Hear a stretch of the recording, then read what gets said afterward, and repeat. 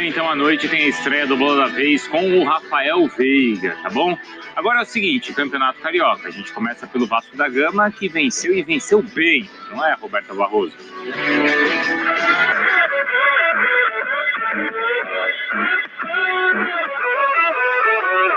Fã de esporte, o Vasco goleou o Resende por 5-0 aqui em São Januário. Primeiro jogo com o time principal jogando aqui no Caldeirão e deu tudo certo. O Vasco que ganha confiança para a sequência da temporada.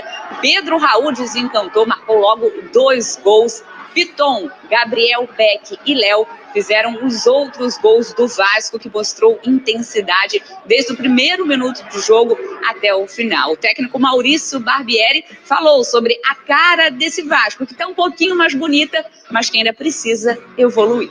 Eu falei, depois do primeiro jogo, que não era a cara definitiva, né? Era uma cara em formação. Eu acho que hoje, sem dúvida nenhuma, até pelo resultado, ela está mais bonita do que aquilo que a gente viu no primeiro momento. Mas ela está longe ainda de estar pronta.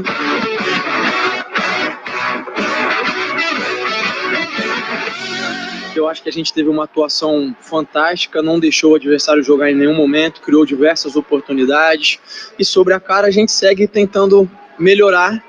É uma noite hoje que eu vou lembrar para sempre. Estou muito feliz de ter feito os primeiros gols para a camisa do Vasco.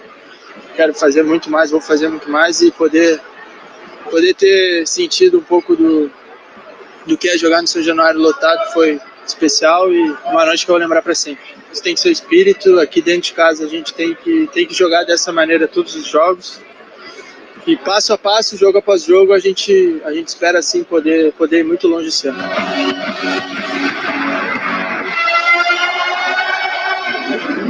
O Léo também comemorando, mas claro que quem desencantou mesmo foi o Pedro Raul, contratado para fazer gols, e ontem fez 2 em 90 minutos, quem mais finalizou de maneira correta, e ainda sofreu 3 faltas, então liderando o ranking vascaíno em todos estes indicadores.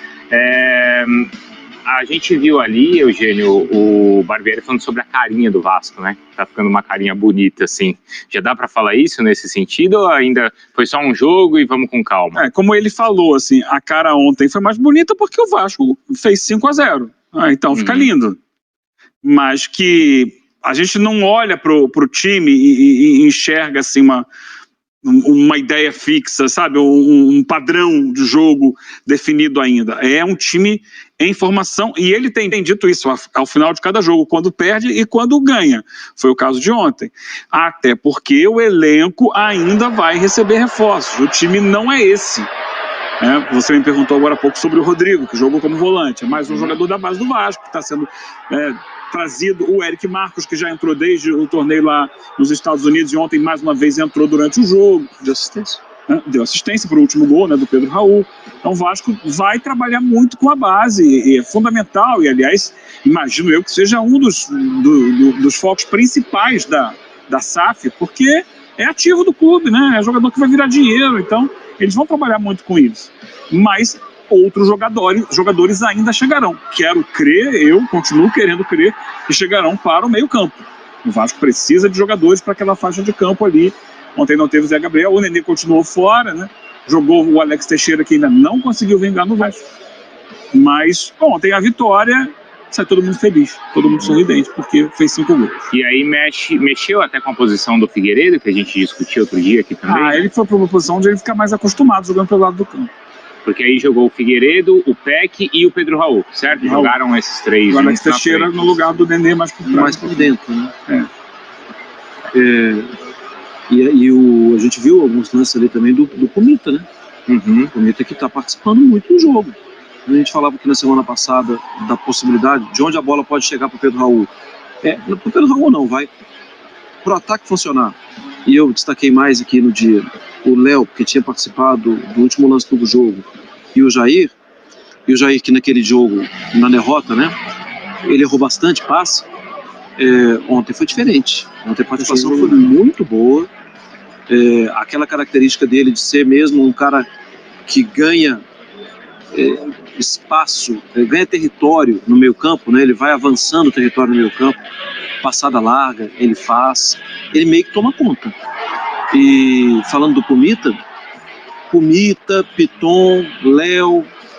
Bruno, isso é uma construção que pode ser boa com o passar do tempo. Porque há algum tempo, e até no início da temporada do Vasco, para mim o que reinava era a ansiedade e a falta de uma ideia mais clara. Então o Vasco às vezes não sabia se dava chutão, se saía jogando, aí saía jogando, perdia a bola, o segundo lance era o chutão mesmo, para ver se alguém dividia lá na frente, e me parecia que o Barbieri não estava satisfeito com isso, porque ele não devia ser isso que ele estava treinando. Até porque não é uma característica dos times dele. Mas é normal por causa do peso do Vasco. Aí o jogador fica inseguro, não, vamos resolver isso aqui rápido. Ontem a bola de novo começou a aparecer de diversos lados, mas ontem para mim o destaque no lado direito, o Pumita também. E começa a aparecer e não tem a dependência do Nenê, certo? Ontem pelo menos não teve o Nenê em campo. O que significa isso? Eu entendi semana passada, quando a gente entrevistou aqui o Paulo Braxa, ele foi muito boa a entrevista dele, e ele não quis falar, eu não vou antecipar a situação do Nenê. Mas eu entendi, a minha interpretação foi que o Nenê não fica no Vasco. Ele fala, não quero antecipar, é um jogador muito importante, está jogando, tem sido titular, mas tem serviços prestados ao clube, mas eu não quero falar agora. Ele poderia falar, olha, o Vasco tem o interesse de permanecer com o Nenê. Ele não falou isso. Estamos conversando para renovar. É um jogador importante para o time e tal. Não, ele parou ali. Então, assim, eu acho que, na minha maneira de entender o que ele falou, vai jogar o estadual e obrigado a Nenê. Então, em função disso, é preciso trazer jogadores, até por isso, para essa função. Porque o Alex Teixeira, que é teoricamente o reserva do Nenê, até agora não encaixou, não desenvolveu. E vai ter que ter jogador para fazer essa complementar o meio-campo, né? O meia ofensivo, que pisa na área, que dá assistência, que ajuda na articulação das jogadas. O Vasco tem essa carência, assim como tem carência de mais jogadores na posição que, para mim, é a mais importante do futebol hoje. A Inglaterra acabou de fazer a maior transferência da sua história contratando um volante, que foi o Enzo Fernandes. O Vasco tem carência de volantes. Chegou o Jair, faltam mais 2, pelo menos, para você ter jogadores de alto nível, 3 jogadores de alto nível naquela função. Eu li o nosso colega Lucas Pedrosa falando, ele usou um termo que eu achei curioso, assim, que é o Vasco procura assim, um volante de calibre. Um volante de calibre, é isso que precisa? Eu não sei exatamente qual é o calibre. O sentido do calibre, mas é um bom jogador.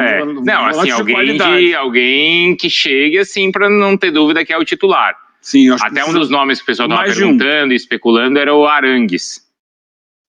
O Arangues está na pauta, né? Foi falado essa semana em várias situações, mas ao que parece ele vai pelo menos até o meio do ano lá no Bayern Leverkusen. Mas é uma posição importante.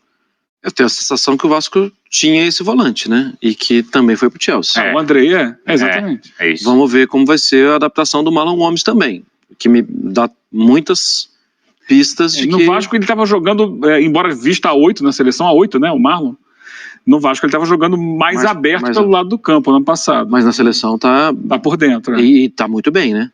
Os dois, né? Mas ainda é um jovem que vai ter oscilação. Não dá para contar com ele só. Imagina, nesse time do Vasco, como jogou ontem, ele entraria no lugar, ele disputaria a vaga de quem?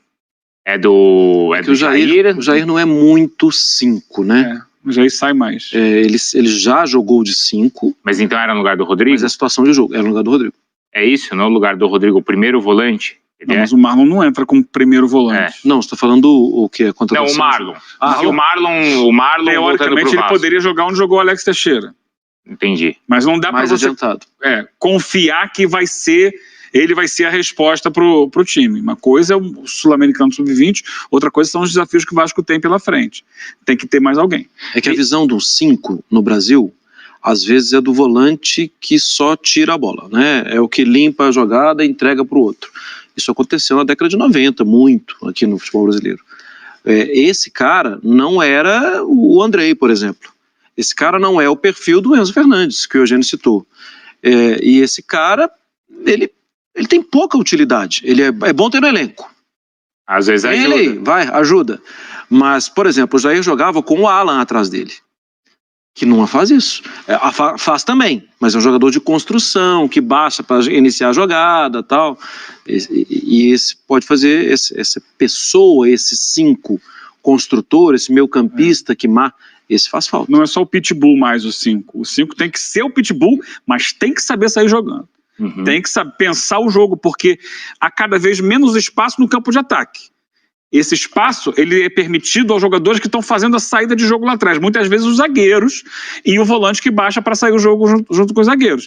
Esses caras têm que ter qualidade de passe. É fundamental isso. O Vasco não tem esse jogador hoje. Não, se às vezes muitas vezes a gente procura isso num zagueiro, que talvez o Léo faça, ou possa fazer nesse time do Vasco, e às vezes a gente cobra isso do goleiro, imaginando o volante. Em algum ponto até o goleiro participa. É isso, é perfeito. É? Se o do goleiro a gente está cobrando, imagina o volante já tem que estar muito acima disso. A dificuldade no passado que o Vasco tinha com o Yuri Lara, que era esse titular, que era o pitbull do meio campo, mas era só o pitbull. Com a bola ele não conseguia fazer o time andar. Mais cedo o pessoal estava discutindo aqui, né, o Breiler chamou a atenção que desde 2004 o Vasco não vencia por 5 gols, assim, uma goleada tão grande. Mas isso diz mais sobre esse... 14, não? Eles falaram em quase 20 anos. Eles falaram. Então, desculpa. Foi o que eles citaram aqui, por isso. Uma citação do técnico do Barbieri falando em 2014, mas... Bom, enfim, que seja... Fazia tempo. Isso fala mais sobre o período ou o time do Barbieri ou esse período todo que o Vasco viveu atrás? Acho que é mais como foi difícil, né? É mais como foi difícil, né? Porque de vez em quando vai golear aí um outro, né? Mas ficar tanto tempo assim sem uma goleada, não dá para falar que esse ano é uma máquina. Eu acho também que esse ano vai ser bem melhor. Mas ficou a diferença, a dívida com a torcida é muito grande. Nossa.